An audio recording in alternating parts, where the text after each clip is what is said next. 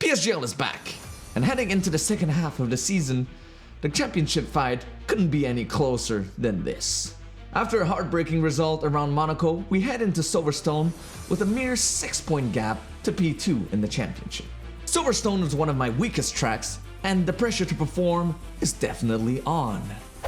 Going into qualifying, I knew it was going to be tough because Silverstone is probably one of my weakest tracks.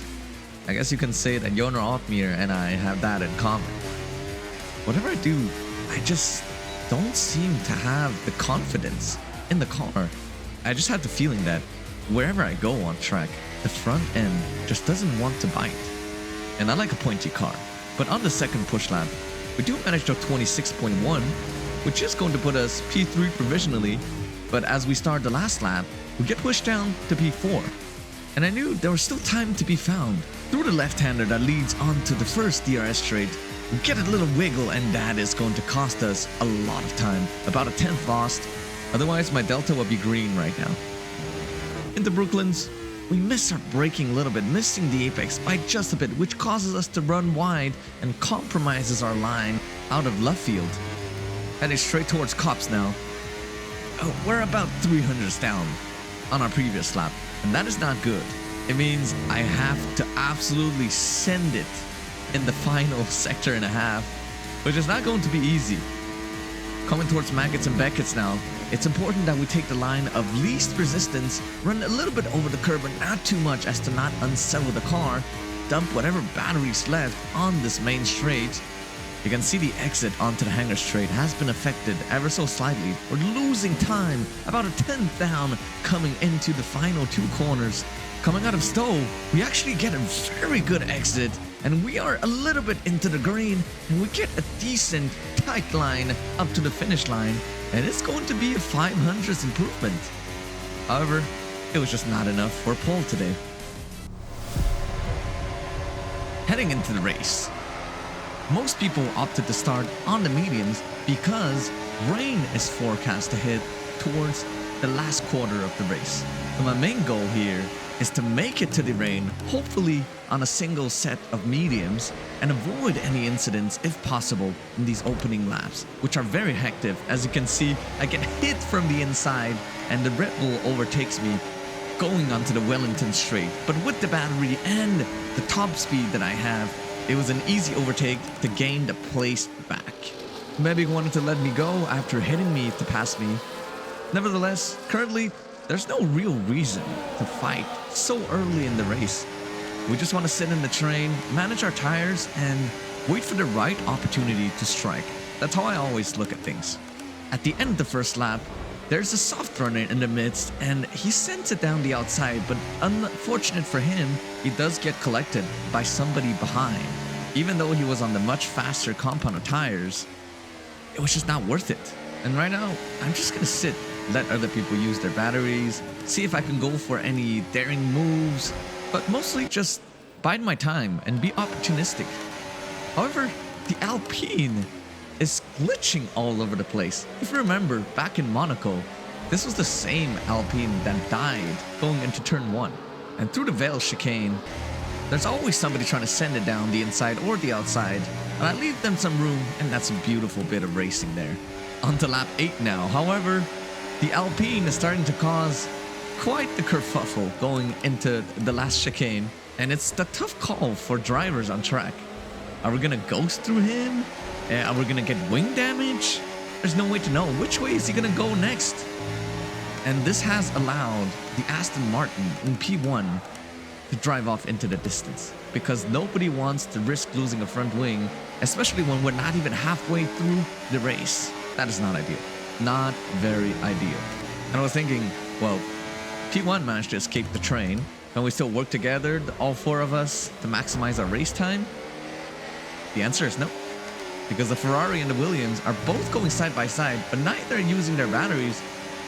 And they're just playing DRS chicken, going side by side for a whole sector. The Williams almost punts the Ferrari off the track.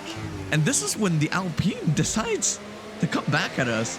But unfortunately for him, he ghosts. And later on, he tells me through DMs that on his screen, he got absolutely collected by my car.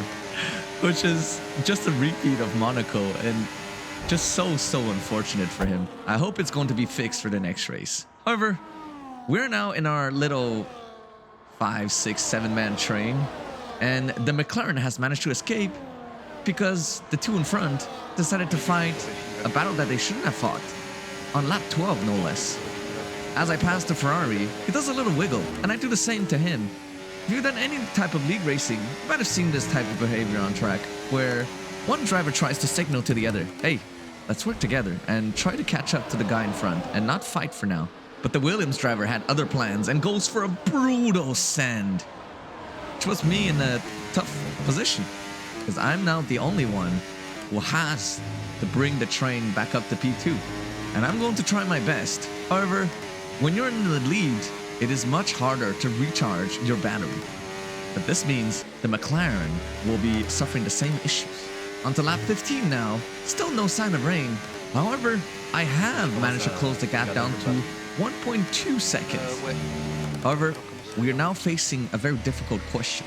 Do we pit or do we wait till the rain hits? Because the sky is cloudy. There's no sign of rain yet. And even if the rain were to hit right now, it might not even be ideal to go to the inters right away, depending on how fast the conditions are going to worsen on track. And after that, however, this is the lap where the McLaren in front decides to pit. Same thing for the leader in P1. He goes onto the softs. And we cannot afford to go any longer, as it is a very huge risk to take. The gamble might pay off, but it's just simply not worth it. That's why I'm going to dive into the pits on lap 16 and bolt on a fresh set of softs. Now, around Silverstone, softs can actually go for quite a while. But the question is, will we be able to maximize this strategy? And right away, I'm trying to fish for the grip, see how much turn-in I get, how much grip I get on track. It is quite the adjustment that you have to make when going from old mediums to a brand new set of softs. And not even 2 laps later, disaster strikes. It has started to rain. And this is bad news for us because I was on a much lower wing configuration than most of the grid, which means I'm going to be at a significant disadvantage when it comes to grip and performance in high-speed corners, especially as the rain is going to start pouring down harder and harder now.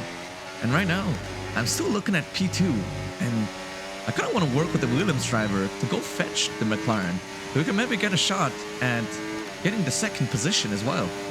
That's why I'm going to do a little wiggle as I drive past him, see if he gets the message. And that's what we do for the next couple of laps, trading DRS. However, it is getting very, very treacherous on track and very slippery. No matter, we have to push on. It would be too late to go to the inters anyways. Pitting here costs a lot of time, and I have a huge lockup going into lap 24, and that is going to allow the Williams driver to overtake me. And I'm going to try to use that to my advantage. Recharge my battery, maybe mount an attack on the last lap, and I make a crucial mistake here. I stay behind on the second to last lap, thinking I can use the DRS to my advantage to overtake on the final lap. However, overtaking in the wet is much harder, and with the low wing configuration I was running, I will be at a severe disadvantage on the final lap, especially in the traction zones. As you can see, coming out of the final corner, the gap is already widened up to 5/10, and that's just after a single corner. No matter, I'm going to give it my best shot and try to overtake the Williams driver sometime during this next lap. He goes a little wide, and I'm going to take it a little careful here. An understeering, going wide on the exit and trying to get back on the power, but I get hit with a big moment of oversteer and I almost lose the car. However, we keep it pointed in the right direction, but this does mean we have lost about 3 or 4 tenths to the car ahead. And to make the matters even worse, the McLaren is struggling with very poor pace. Maybe having boxed a little too earlier or being too aggressive on the tires during his stint. He is now in the Williams driver's sights, and he is going to give him DRS on the final straight to defend with. No matter, I'm going to try my best, and the McLaren has a 3-second penalty. I'm going to stay alert, wait for my moment. Maybe they're gonna have an incident going into Stowe, maybe into the last chicane. Who knows? I'm gonna blast my battery, try to get as close as I can, wait for a moment as Mike makes the overtake on track. I get really close to the McLaren now. So close. But I'm just not close enough to go for a move. Going for a send right here would be absolutely foolish. And even though the McLaren runs wide, I'm just not close enough to make a move. And it is going to be P4 on track. After the in-game penalties, it is going to be P3. However, after Stewart's investigations, I'm demoted down to P4 because of this particular incident. On lap 10, going into the Val chicane, I'm trying to avoid contact with the Alpine in front of me who's glitching all over the place. Unbeknownst to me, however, the Red Bull behind had a different story. And my driving from his point of view was quite hectic, and it is considered to be moving under braking. So even though the steward deemed the contact at the apex not to be my fault, I was still awarded a 5-second penalty for moving under braking. And after that incident, it's going to drop us down to P4, which means we get demoted to P2 in the championship fight. What a crazy few last laps. It was a tough call on strategy, but fair play to the Williams driver for getting it right. And I just love racing in mixed conditions where it all comes down to driver ability. Stay tuned for the next race around Zandvoort with only 5 races to go. I intend to win this one. In the meantime, stay safe out there and I'll see you very soon. Bye bye.